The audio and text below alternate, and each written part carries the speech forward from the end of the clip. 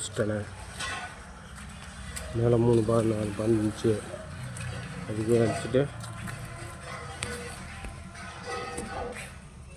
இதை வந்து இன்னொரு பந்து அடிச்சுட்டு இந்த பந்து மேலே 2 பந்து அடிச்சுட்டு கீழே 3 பந்து அடிச்சிருக்கேண்ணே.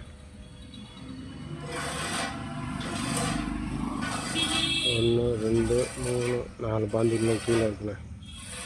கீழே ஒரு 4 பந்து இருக்குண்ணே.